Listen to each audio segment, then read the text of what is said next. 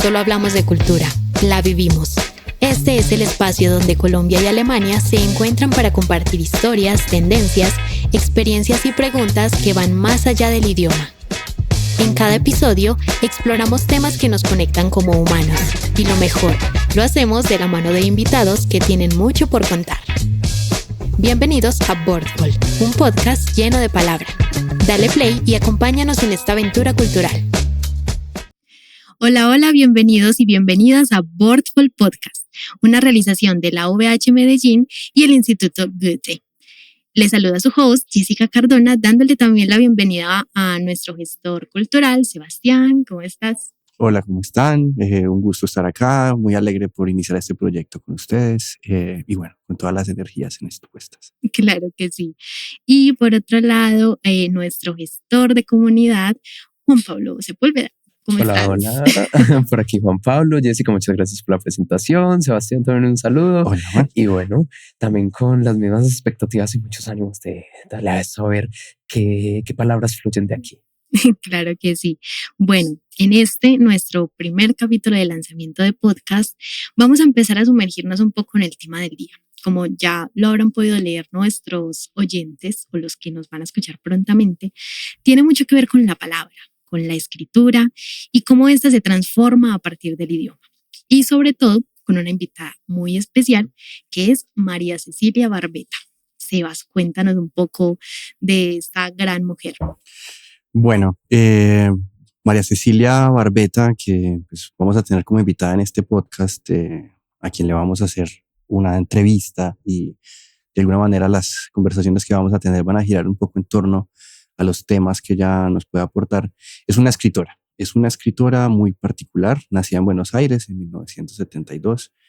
Y digo que es una escritora muy particular porque a pesar de que nació en Buenos Aires, su lengua materna es el español, vive desde 1996 en Alemania y escribe literatura en alemán, ¿no? Entonces, creo que es una oportunidad como para reflexionar acerca de, digamos, como la existencia en otra lengua, el hecho de escribir en otra lengua. María Cecilia, digamos, hizo su doctorado en Berlín, en la Universidad Libre de Berlín, entre 1996 y el 2000. Y a partir del 2005 empezó justamente con sus proyectos literarios. Dentro de estos proyectos literarios están dos, Arreglos y confecciones Los Milagros, o Änderungsschneiderei Los Milagros, y la novela alrededor de la cual vamos a hablar en la entrevista, que es Nachtläuten, que ha sido traducida por la editorial Planeta como Nocturno Esplendor, con una traducción muy particularmente, no de ella misma, sino revisada por ella misma, una traducción de Ariel Magnus, ¿no? Entonces, bueno, mucha curiosidad, realmente con muchos deseos de saber qué tiene ella por decirnos y contarnos acerca de su trayectoria literaria y de sus experiencias literarias en otra lengua. Sebas, a mí me gustaría apuntar algo que también me pareció fascinante de la obra literaria de esta escritora, más allá del fenómeno de, bueno, ¿por qué escribe en una lengua que no es su primera lengua? Es que escribe en alemán sobre Buenos Aires, escribe en alemán sobre su patria. Uh-huh. Exactamente, y los temas que, digamos, se desenvuelven en su literatura son temas propios de la literatura latinoamericana. Entonces es algo muy particular, es algo que podremos ver justamente en la entrevista. Digamos, el hecho de, digamos, de alguna manera apropiarse de la tradición estilística de la literatura latinoamericana, no sé, piénsese realismo mágico, ¿no? Etcétera, a través de las posibilidades o las potencialidades que le da la lengua alemana de construir nuevas palabras, nuevos conceptos, jugar con el lenguaje, etcétera. Entonces resulta bastante interesante, muy particular la obra de esta escritora, sumamente interesante y recomendadísima para todos nuestros oyentes. Y bueno, pero sobre esto entraremos en materia un poco después. Y a propósito, Juan Pablo, sé que justamente hoy tienes algunas reflexiones sobre la palabra y las palabras y justamente el nombre de nuestro podcast que remite justamente a la idea de algo lleno de palabras. ¿Qué es lo que tienes para contarnos? Exactamente, Sebas. La palabra. No piensa la palabra, bueno, la materia prima de la literatura, la materia prima también de la comunicación. Les voy a preguntar algo. ¿A ustedes les suena de algo enargejólogos? Bueno, seguramente lo escuché en mis clases de griego en la universidad. Probablemente. In principio erat verbum, Me suena más cercano, más. sí. En el principio era la palabra. Muy Pues bueno, bíblico. La Biblia. Muy bíblico, La Biblia, sí. exactamente, el inicio del Evangelio según San Juan. Pues bueno, ¿por qué me remito a eso? Porque tiene algo de místico también, ese origen de la palabra, eso de que el origen de las cosas y que conceptualicemos el mundo sea a partir de la palabra. No por nada también es esta frase súper reconocida de Wittgenstein sobre los límites del lenguaje son los límites de mi mundo. Pues bien, este podcast está lleno de palabra, en singular en un principio, tanto en alemán como en español. Wortvoll. Este podcast, diría, no se mide por un número contable de vocablos. Parte también de la extrañeza y, como les contaba ahorita, de eso algo místico del origen de la palabra. Pues sí, el Evangelio según San Juan indica, en el principio era la palabra, y esta palabra estaba junto a Dios en un inicio. Pero antes de San Juan ya los griegos apuntaban al logos, al epos y al mitos. La palabra en sus diferentes manifestaciones y también su multiplicidad de posibles equivalencias, por ejemplo al español, como saber, narración, habla, discurso, tratado. También si escudriñamos los ires y venires de la palabra en alemán, Wort, hallaremos hilos insospechados entre otras lenguas germánicas, pero también otras lenguas del mundo. Entonces, por ejemplo, del alto alemán medio, Wort, que ahí se remite al alto alemán antiguo, Wort, igualmente, pero el germánico Vota, que era Wort, y el indogermánico Wörter. La palabra Wort tiene incluso registros desde el siglo VIII, pero también está emparentada con otras palabras en otras lenguas, con la palabra en otras lenguas, del latín verbum, del lituano vardas, del indoeuropeo ver y de ahí incluso al griego eiro, decir, hablar. Yo les quería preguntar, ¿ustedes qué hacen con las palabras? ¿Ustedes se han fijado en esas palabras que acompañan a la palabra? Valga toda esta retahíla de palabras. ¿Qué hacemos con la palabra? Esa es una pregunta muy difícil, pero pues, es decir, poco se reflexiona acerca de qué hace uno con la palabra, ¿no? La palabra suele ser como una especie de como moneda de cambio, ¿no? Ni siquiera es algo pues como en lo que uno se fije a demasiada profundidad, ¿no? Pero creo que resulta interesante pues tratar de entenderla justamente en este contexto como una palabra que también tiene sentido. Desautomatizar también el uso de la palabra. Exacto. Bueno, no sé si a ustedes les suena la palabra y todos sus derivados, como palabrota, palabreja. Quizá también decir en pocas palabras o decir en otras palabras. Hay quien da la palabra incluso, quien tiene la palabra y con más violencia, quien quita la palabra para tomarla. Y esas personas se quedan sin palabras. ¿Ustedes qué más hacen con la palabra? La palabra da poder. La palabra da poder. La palabra transfiere o expresa sentimientos, ideas. Ajá. Exactamente. A veces se nos escapan las palabras y a veces no entendemos ni una palabra. Y a veces también los más puritanos van al estricto sentido de la palabra en un diccionario. Yo a veces también dirijo la palabra para empeñarla. Y bueno, imagino que a todos aquí también nos llegará el día de nuestras últimas palabras. Hay quien lo afirma con palabra de honor. Momento también en que nadie tiene la última palabra. Bueno, palabras más, palabras menos, más o menos en eso se nos van las palabras. Ajá, pero me resulta muy interesante el dirigir la palabra, ¿no? Porque dirigir la palabra no es solo enviarle a alguien la palabra, sino dominar la palabra. Exactamente, Sebas. Y me hace recordar también algo que hice en los teóricos literarios sobre usar la palabra de una manera lúdica. La palabra también es juego al final del día e inventarse todos estos acertijos, paradojas y todo no es sino un artificio de la palabra desautomatizada también, sacándola de nuestra cotidianidad y mirando cuáles son esas posibilidades estéticas, pero también un poco coquetas, juguetonas que tiene encerrada en sí misma. Y en alemán también, Juan Pablo, ¿no? También pasa lo mismo. Este juego de palabras con las palabras también sucede en alemán. Por supuesto, existen todas las posibilidades. Algunas parecidas, por ejemplo, mit einem Wort, con una palabra, o mit anderen Worten, con otras palabras. Pero tienen algunas también particularidades, por ejemplo, das Wort führen, im Worte fassen, o das Wort für Wort, palabra por palabra, por ejemplo, cuando hablamos de una traducción literal. También habla quien tiene la última palabra, das letzte Wort haben, y también dice el dicho, ein offenes Wort hilft hier und dort. Hay también quien usa la palabra de manera literal, wortwörtlich, o se quedan solo en el wörtlich. Wortwörtlich, ¿no? Palabrística. Palabrística. Palabra palabrada. Ajá, exacto. Y particularmente, ¿no? Justamente llegando al tema de, digamos, el tema central de nuestro podcast, María Cecilia Barbeta, quien es la invitada central de este podcast, resalta en muchas de sus entrevistas justamente que el alemán, por ejemplo, es una lengua que le da la posibilidad de jugar con las palabras, ¿no? Y jugar con las palabras es justamente un poco esto que acabas de hacer en tu presentación, ¿no? Mostrar cómo el significado de la palabra al mismo tiempo aparece en distintas dimensiones, en distintos aspectos. Y el alemán, ¿cierto? Particularmente es una lengua que permite jugar de esta manera con los sentidos, con las imágenes, con las representaciones, ¿no? Con diferentes palabras, con la unión de la palabra, con la separación de la palabra, ¿no? Y esto es algo que encontramos justamente en la obra de María Cecilia Barbeta, ¿no? Fundamentalmente en su última novela, Nachtleute. Voilà, sagte Teresa, als sie mit der Statuette in der Hand vor dem Chateau der Villmonterreis stand.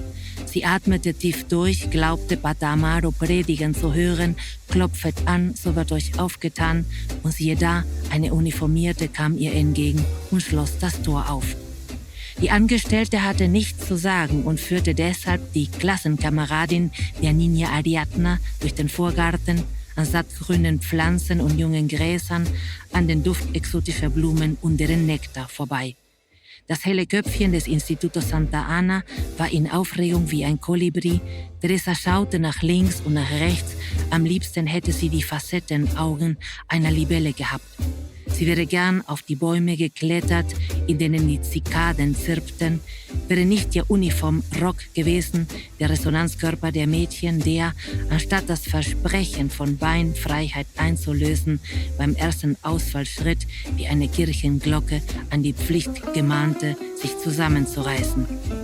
Müssen Mädchen nicht immerzu den Anstand wahren, hätte es Orangen und Zitronen geregnet oder eine Birnenschlacht hätte ausbrechen können, bis die Äste flögen.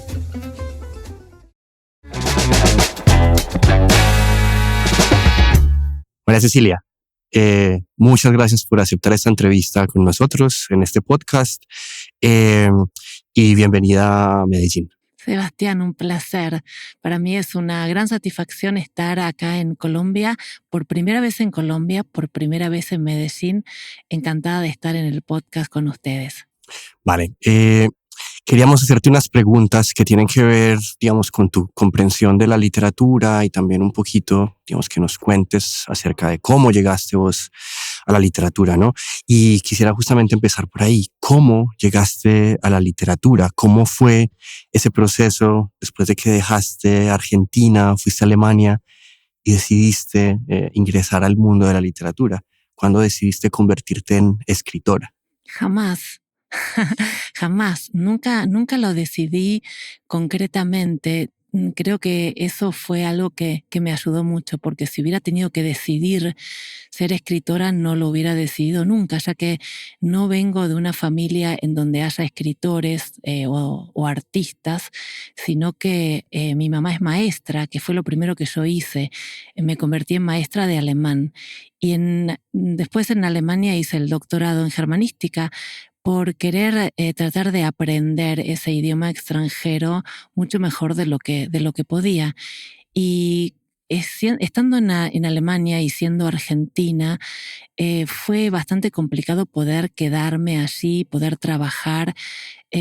Tuve suerte, pude tener distintos trabajos y en un momento determinado de mi vida me quedé sin trabajo, que fue una situación muy angustiante. Y justamente en ese momento vi un cartel delante de un negocio de ropa de mujeres, un taller, no era un taller de arreglo de ropa de mujeres. Y el cartel estaba en alemán, por supuesto. Y ese cartel tenía una falta de ortografía que convertía ese taller común y corriente de arreglo de ropa de mujeres en un taller de arreglo de mujeres. O sea, convertía a un lugar común y corriente en un lugar fantástico, en un lugar con la posibilidad de entrar y cambiar la vida, ¿sí? Cambiar la propia vida. Y imagínate, en ese momento donde yo no tenía trabajo, esa posibilidad me parecía una posibilidad muy bonita.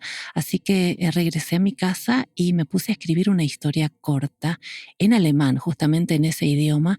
Y lo lindo de mi escritura en alemán fue que el principio de la escritura fue el reconocer que una falta de ortografía en ese caso era la puerta a un mundo totalmente nuevo. O sea, descubrí la belleza de las faltas, la belleza de los errores, que es también un poco volverse un poco más humano. Yo en mis momentos de docencia siempre le declaraba la guerra a los errores. Y por eso es muy cómico una anécdota para mí muy importante, que fue justamente el aceptar los errores, el aceptar la belleza de los errores, lo que hizo que me pusiera a escribir. Y ese día empecé y bueno, y no paré. Seguí escribiendo 4 años más. Bueno, por supuesto que pasaron un montón de cosas, apliqué a becas de escritura, etcétera, etcétera. Pero ese fue el comienzo, y esa historia corta se convirtió en muy poco tiempo ya en novela. Eso quiere decir que nunca te consideraste escritora antes de escribir. Nunca te concebiste como escritora en Argentina antes, pero escribías. No escribía y tampoco me consideraba escritora, y no lo hubiera pensado. Creo que por un miedo muy grande y por un respeto muy grande a la literatura y a las escritoras y a los escritores que nos acompañan con sus libros. Ese miedo me imposibilitó tener ese sueño, poder pronunciarlo. El pronunciar palabras es algo muy importante, ¿no? El pronunciar palabras crea realidades. Y nunca lo hice hasta enamorarme de esa falta de ortografía en el idioma extranjero, que es el idioma que a mí me permite escribir, me permite acercarme a mi Argentina de una nueva perspectiva. Porque a pesar de que yo escribo en alemán, lo que yo siempre describo es una Argentina, pero no es una Argentina, no es la Argentina que encontramos en el mapa. Es una Argentina totalmente híbrida, llena de anécdotas de otros países, de otros lugares. Es una Argentina mestiza, es una Argentina plagada de historias y de sensaciones y de colores de otros lugares. Es una Argentina mucho más amplia y mucho más grande de la Argentina que conocemos. Pero sí que quisiera como centrarme en esa particularidad de la escritura en alemán, ¿no? Escribís en alemán, sos argentina, escribe en alemán, ¿no? ¿Por qué alemán y qué tiene el alemán? ¿Qué te permite el alemán? ¿Sí? Que quizá no era español, ¿no? O que quizá en otra lengua, ¿no? ¿Quién sabe? Pero ¿qué te permite el alemán? ¿Por qué alemán? El alemán también es una casualidad. Espero con esto no ponerte triste. Es una casualidad, porque yo crecí en Argentina en un barrio que es un barrio alemán, un barrio donde hay muchísimos alemanes. Mi familia es argentina de antepasados italianos. Un cuarto de mis antepasados viene de la parte católica del Líbano, huyendo de guerras. No teníamos ningún contacto con el alemán más que estar en este barrio, y mis padres decidieron mandarme a mí a un colegio alemán, igual que a mi hermano, desde el jardín de infantes, luego la escuela primaria, la escuela secundaria. Y si bien teníamos otros idiomas, estudiamos otros idiomas como el inglés o el francés, yo siempre tuve más facilidad para el alemán, ya que lo escuché desde el jardín de infantes. Y lo que a mí me enamoró, más que ser el alemán, era la posibilidad de aprender aprender un idioma. Significa no solamente aprender palabras, sino que descubrir nuevas formas de pensar, descubrir un país que estaba muy lejos.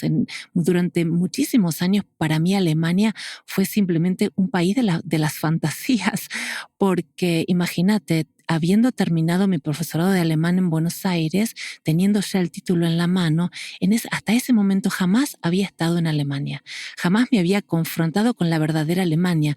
O sea que mi Alemania siempre fue, durante muchísimo tiempo, una Alemania, como decía, una Alemania de la imaginación. Y describir a la Argentina con otras palabras me permite, y lo hago desde Berlín, o sea, lo hago desde la lejanía. Desde la lejanía me acerco a mi país de origen y esa lejanía es una lejanía de kilómetros, es una lejanía del tiempo también, es como un viaje en el tiempo, un viaje de regreso, pero vuelvo transformada. Y la transformación no solo tiene que ver con que estoy más vieja, sino que tiene que ver con ese idioma que no es el mío y que me permite describir algo muy conocido con otras palabras que no son mías, con palabras prestadas. Y esas palabras con las cuales me acerco es algo muy paradójico, porque me acerco con otras palabras que no son mías, pero son justamente las que me permiten una lejanía aceptable. Vos sos filósofo, hoy estaba leyendo y me acordaba de algo que vos vas a poder explicar muchísimo mejor a nuestros oyentes, que es el dilema del erizo, que creo que es de Schopenhauer, y también lo nombra Freud. A mí me gusta ese dilema del erizo que dice que hay dos erizos. Creo que Schopenhauer no habla de erizos, sino que de puercoespín, y es Freud el que habla de erizos. No importa, pero nos imaginamos a ese animalito con púas. Y hay estos dos erizos en invierno y tienen frío. Y entonces se acercan el uno al otro para protegerse del frío, y al acercarse mucho se lastiman por las púas. Entonces lo que tienen que hacer es encontrar la distancia justa entre el acercarse y el separarse. Entonces, como se lastiman, se vuelven a separar. Y hay una distancia justa, ¿sí?, para poder sentirse protegido y no lastimado. Y eso es súper complicado, pero me parece una linda imagen que tomo prestada para tratar de explicarte qué es lo que siento al acercarme a Argentina, buscando una distancia justa, y esa distancia justa me la posibilita el otro idioma. No mi idioma argentino, castellano, nuestro idioma español, que también está usurpado, tomado. En el caso de Argentina, es un idioma usurpado en la época de la dictadura militar argentina. Es un idioma muy cargado de una intensidad muy fuerte. Entonces el alemán, que no es el mío, pero es un alemán que me tomo prestado, me ayuda a acercarme sin ser lastimada. ¿Y encontrás algo particular en cuanto a la forma del alemán que te permita ya algún tipo de particularidad expresiva en tu escritura? ¿O como decís, es simplemente una casualidad? No, me encanta, por supuesto. Yo me enamoro de las casualidades, ¿eh? Las descubro, pero me enamoro, me encantan las casualidades. Y el alemán es un idioma que yo siempre digo que me protege. De lo primero que me enamoré al estudiar alemán fue de la gramática. La gente no lo puede creer, que yo me enamoré de la gramática. Me enamoré de las estructuras porque son muy matemáticas, por decirlo de alguna manera. Yo creo que estoy capacitada de explicar casi todas las estructuras en el idioma alemán. Sé todas las reglas y eso tiene que ver. ¿Por qué sé todas las reglas? Primero porque soy muy hincha. Sé todas las reglas porque soy muy hincha, y sé todas las reglas porque al entender cada una de las estructuras, el alemán me posibilitaba, eso me fascinaba, me posibilitaba no hacer faltas. Era mi primer tiempo, ¿no?, donde yo odiaba las faltas y quería alcanzar algo totalmente estúpido e inalcanzable, que es la perfección. Pero al decir que me enamoré de la gramática de las estructuras, tenía que ver con que escribiendo alemán yo me sentía segura. Me sentía segura en un mundo de sentimientos en donde me sentía totalmente insegura. O sea, todo el mundo de los sentimientos tiene no que ver con el alemán, sino que tiene que ver con Argentina. Todos mis recuerdos de Argentina, toda la añoranza que yo siento por Argentina, es algo muy lindo, pero es algo muy intenso. Entonces, al describirlo con el idioma alemán, me siento segura. No hago errores en alemán, casi. Y si hago algunos, ya me gustan. En tu última novela, Nachtleuchten, que se tradujo en MS como Nocturno Esplendor, describís espacios y acontecimientos que precisamente suceden en Argentina, ¿no?, en tu barrio natal, Villa Ballester. Y quisiera preguntarte, en este ejercicio de volver a ese lugar, de reconstruir espacios que vos decís que los reconstruís de modo sincrético, no necesariamente literal, o sea, podrías describir este ejercicio como un ejercicio de memoria y, digamos, vinculo esta pregunta al hecho de que deciste que el alemán te permite volver. ¿No sentís que se pierde algo en ese ejercicio de memoria cuando tratas de hacerlo a través de un idioma que no es el tuyo? No, pienso que se gana y aparte no le confío mucho a la memoria. También hay muchos libros que le ponen en la contratapa ya memorias, ¿sí? En realidad, nuestra memoria está llena de agujeros, ¿eh? Pensamos que nos acordamos absolutamente de todo y no lo hacemos. Lo que yo hago es una mezcla de cosas. Y claro, no podría ser otra cosa. Yo soy argentina, ya viví más de la mitad de mi vida en otro país. Tengo muchos aspectos en mí que ya son alemanes. Soy una mezcla de culturas, de idiomas, de formas de pensar, de todo. Entonces, mi literatura refleja justamente eso.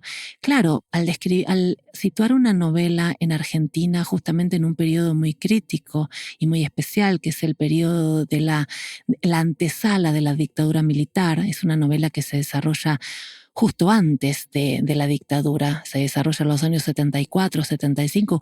Hubo un primer proceso muy largo de tratar de reconstruir la memoria, lo que vos decías. Entonces yo en esa época, yo nací en el 72, en esa época yo era muy chiquita, no me podía acordar de nada, pero lo que sí siempre sabía era, yo llevo un sentimiento conmigo y es una cosa muy corpórea, que no me lo puedo sacar de encima, lo llevo conmigo a Alemania, lo llevé cuando me fui en el año 96, que es una inseguridad, un cierto miedo, que yo creo que tiene que ver con esa dictadura militar, con esos 7 años de terrorismo, tienen que ver con la antesala, la dictadura militar. Y entonces para reconstruir esa época en donde yo me acordaba poco, leí un montón de libros de historia, miré un montón de películas y después me costó un montón separarme de los hechos, de los números, y empezar a hacer literatura. Em, Me olvidé de tanto leer acerca de la historia escrita con mayúsculas, cómo se escribía la historia con minúsculas. Y lo que yo hago, yo no soy historiadora. Lo que a mí siempre me salva es la imaginación. Entonces, el segundo proceso tuvo que ver con distanciarme de todos esos conocimientos para poder volver a ser libre, que significa recreando un trasfondo político de la mejor manera posible, siendo fiel a los hechos, crear, no recrear, sino que crear, imaginar propias historias mínimas que se desarrollan justamente en ese periodo. O sea que hay distintas etapas en el proceso de este libro, por eso tardé tanto tiempo en escribirlo, fueron 10 años hasta la publicación.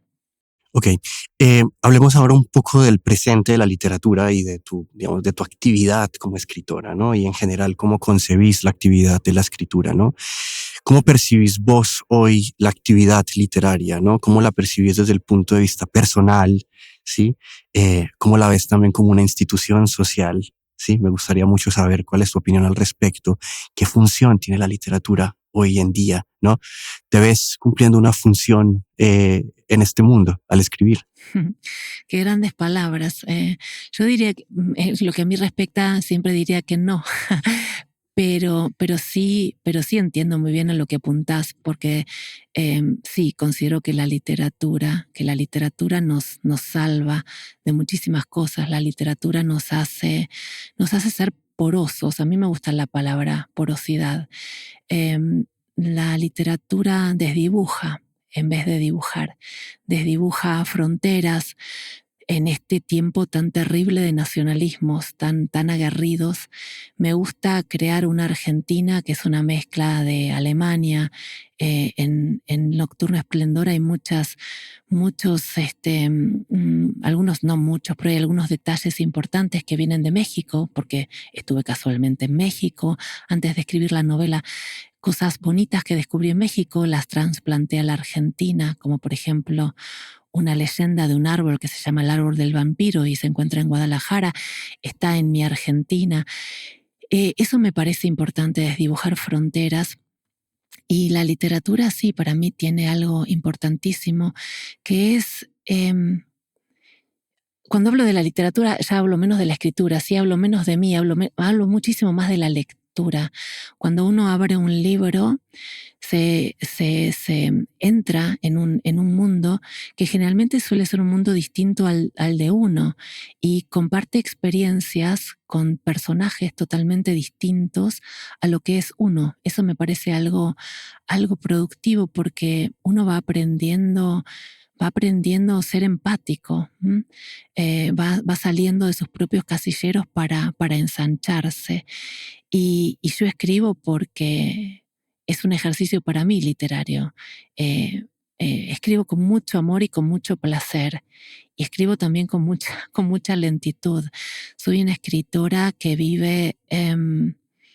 hasta ahora no estoy en las redes sociales, ya sé que es un error hoy en día garrafal. Vivo muy recluida porque me gusta estar sola y no me siento sola en esos momentos, me siento protegida. Yo escribo en mi departamento y amo esas horas largas de diálogo con mis personajes, con mis escritores y escritoras favoritas. Y bueno, cuando el libro sale publicado ya es otra historia, ya es como, ya eso sí es ahí está el mundo editorial y otras cosas, pero me gusta la tranquilidad de la escritura y la tranquilidad de la lectura. Uh-huh. Y hablando justamente de ese mundo editorial, de la industria literaria, ¿no? ¿Cómo ves el futuro de la literatura ahora, digamos, en un tiempo como tan convulso, lleno de transformaciones también en la forma de producir arte y de producir literatura, ¿no? Por ejemplo, un mundo en el que la inteligencia artificial, digamos, ha logrado un protagonismo y todo el mundo se hace la pregunta, bueno, ¿qué va a pasar ahora con los escritores cuando las inteligencias artificiales pueden escribir bellamente, ¿no?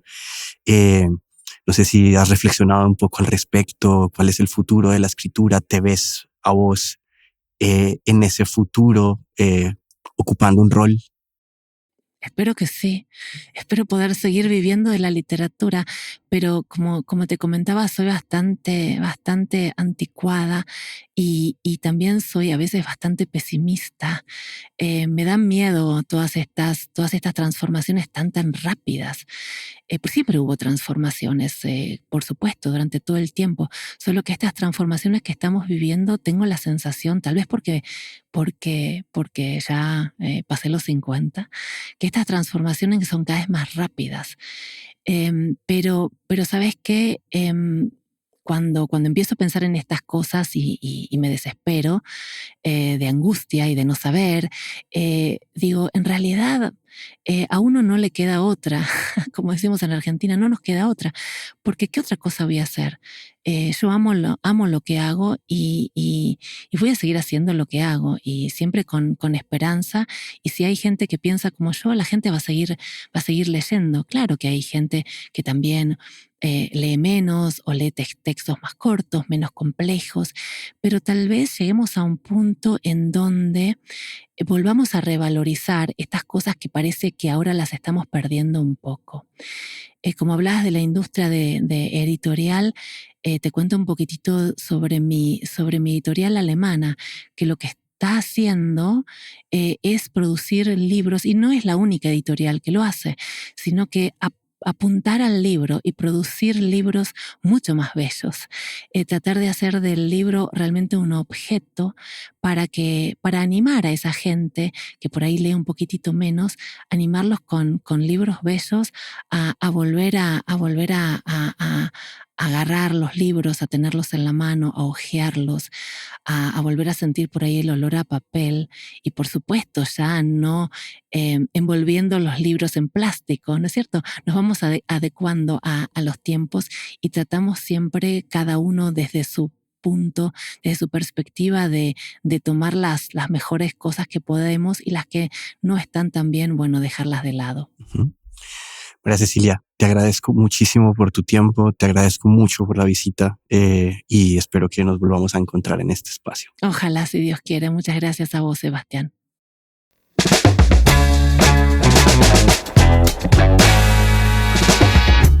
Me llama mucho la atención de la entrevista, Sebas, la parte que menciona de la IA, y es porque justamente vamos a entrar a esta sección de preguntas. Me tomé el trabajo de recolectar algunas preguntas de la comunidad Humboldt, de cuando se enteraron que Barbeta nos visitaba aquí en Colombia. Son 2 preguntas sencillas que quiero que discutamos y me parecen que nos da para mucho que hablar. La primera es sobre precisamente la inteligencia artificial dentro de la creación literaria, esas posturas, ese papel importante o no, precisamente por un caso en concreto que les voy a comentar. No sé si conocen el libro Hipnocracia, Trump, Musk y la nueva arquitectura de la realidad. Me suena. Yo no me lo suena conozco. algo. Yo creo que un filósofo chino. Había leído algo al respecto, pero no tengo mucha información.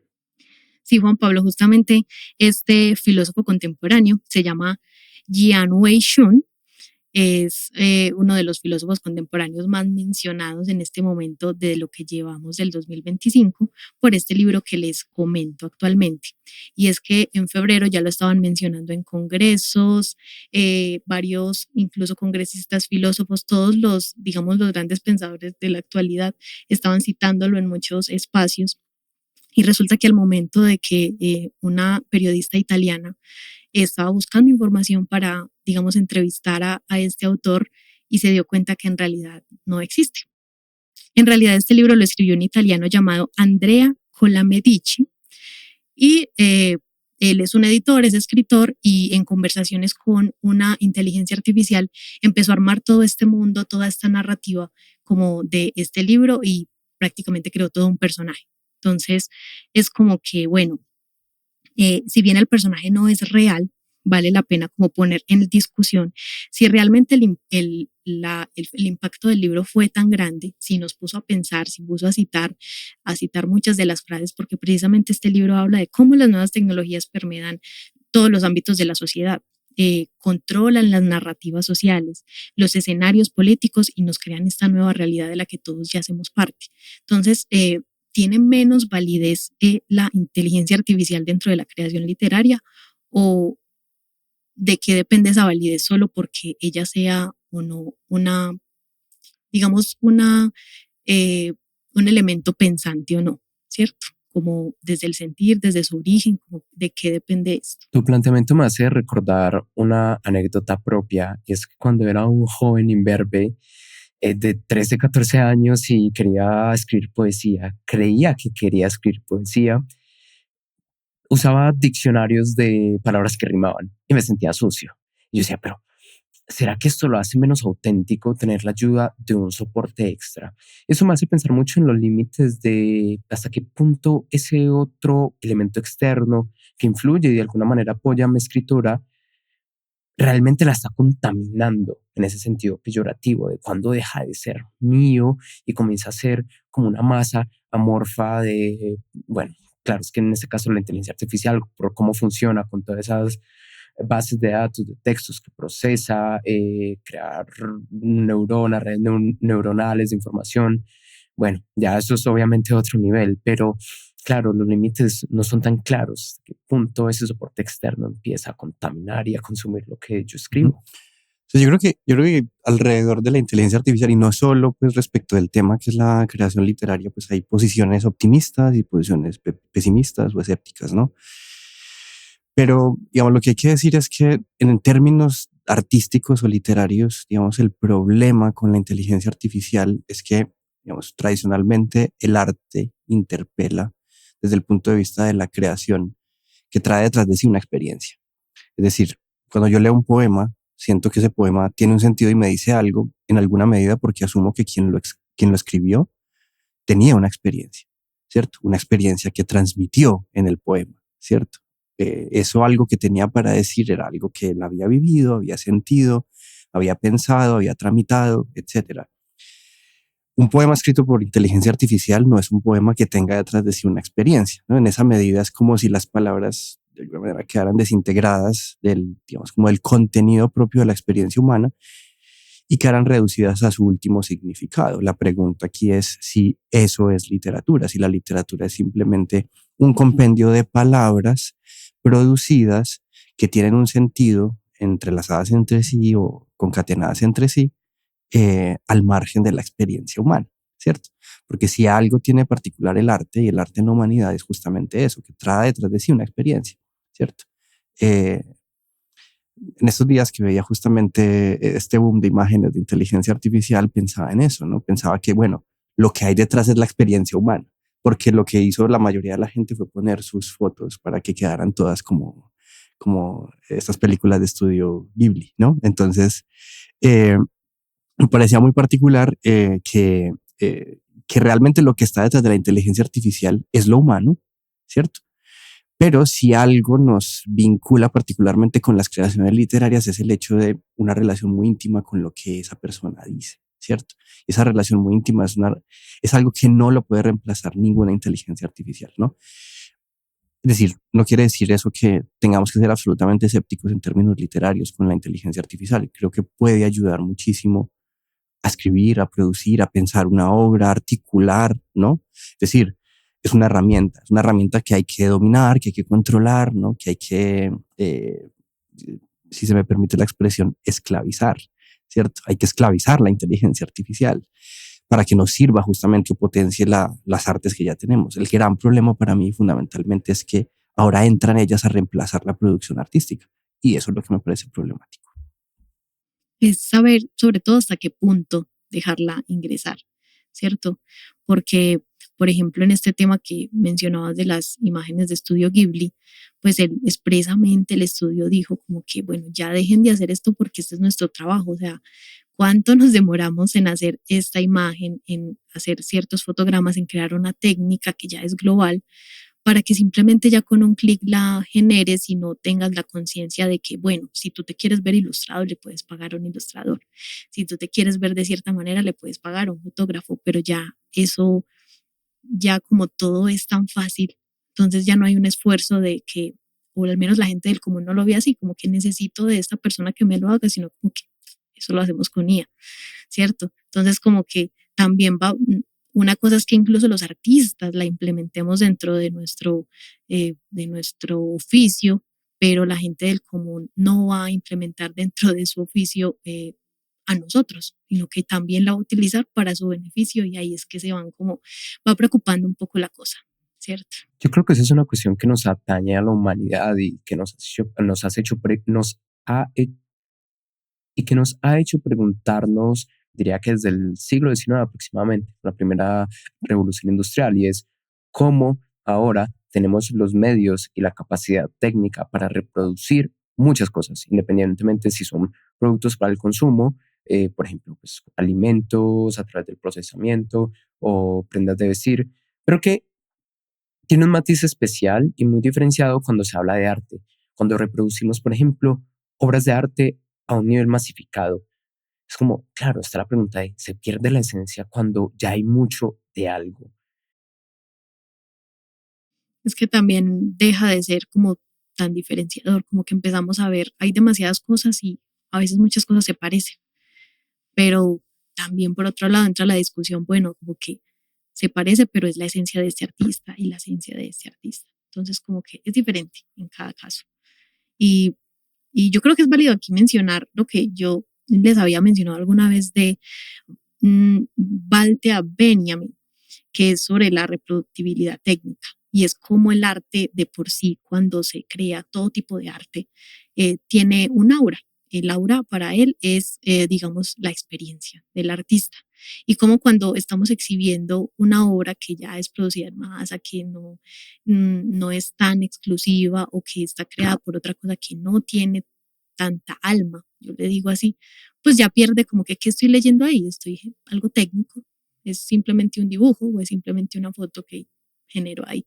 Entonces se pierde precisamente eso, pues qué estoy analizando, qué voy a analizar del autor ahí, nada, pues es simplemente ChatGPT o todas estas IA que han aparecido también de imágenes que están generando algo automático basado en incluso cosas que pueden llegar a robar de bases de datos, que incluso no permitimos, pero aún así las toman. Entonces es complejo. Creo que esto atiende incluso a algo que puede llamarse primigenio, y es como esa extrañeza también instintiva de eso que parece humano, pero que algo nos dice, esto no es humano. Es decir, como por ejemplo la CIA o estas reproducciones técnicas masificadas, claro, te generan un texto, te generan una imagen que en un principio parece una elaboración humana, pero que igual te genera esa extrañeza de no, hay algo aquí que grita que esto no Uno es no lo humano, eso genera siente, ahí como, ah, uno, uno no lo siente como tal. Pues se proyecta de una vez como que es diferente en un texto, por ejemplo. Es como, este texto y yo, esto está con IA.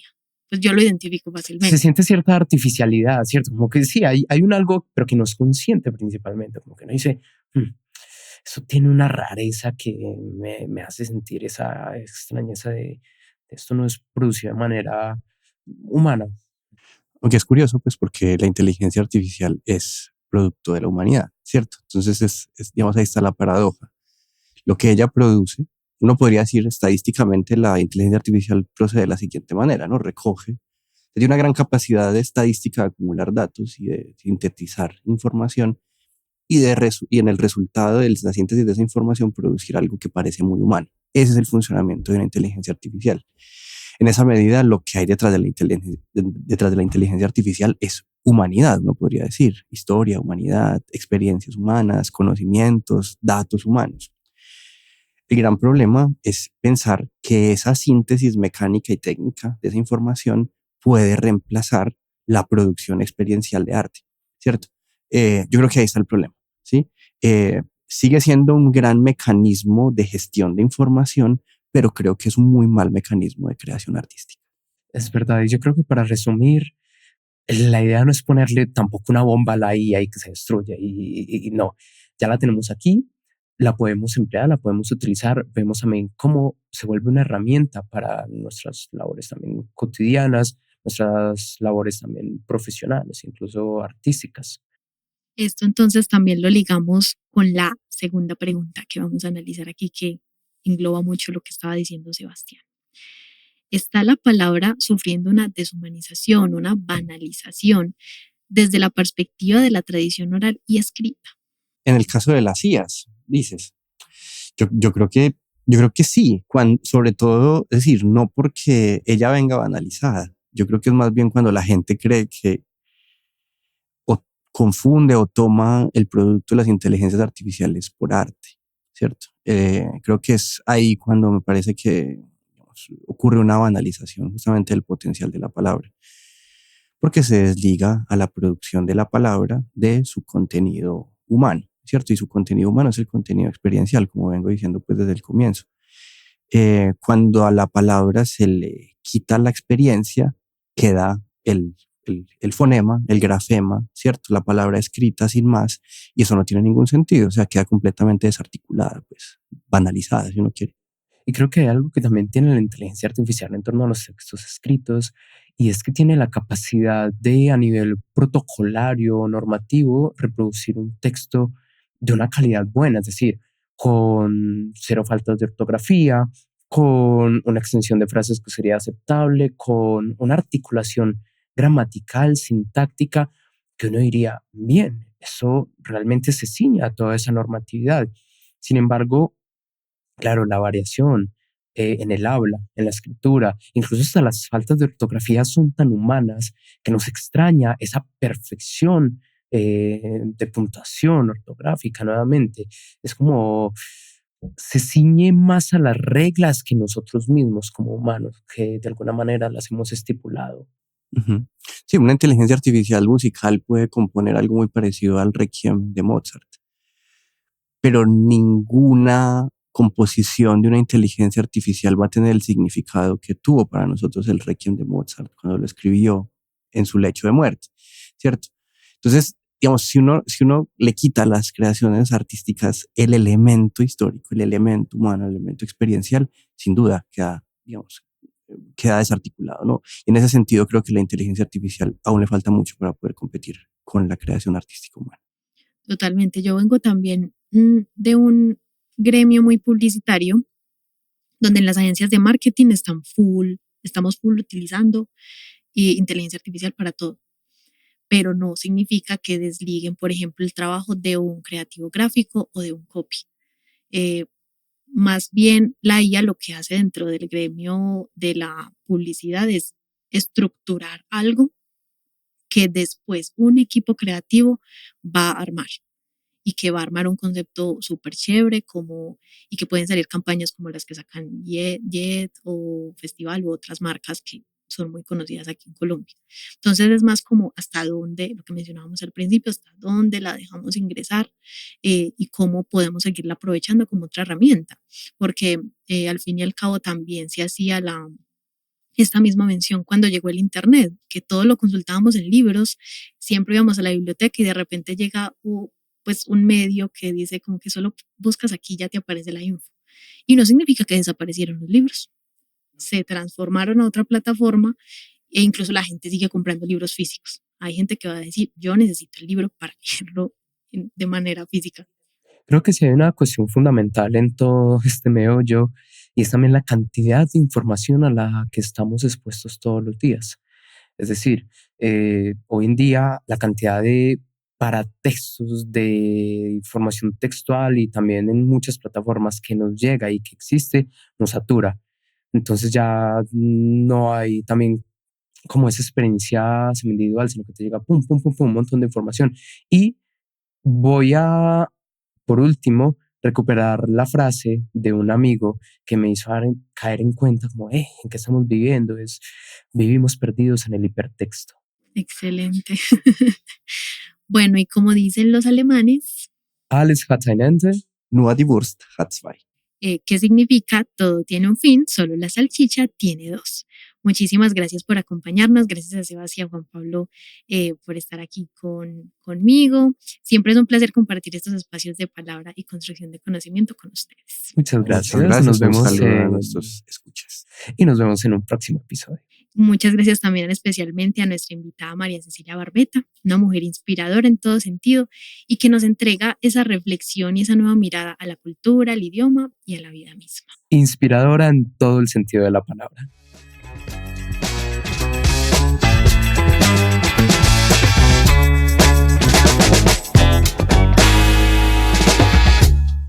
Wortpol Podcast es una producción sonora realizada con el apoyo del Goethe Institut y en colaboración con la Fundación Universitaria Ceiba.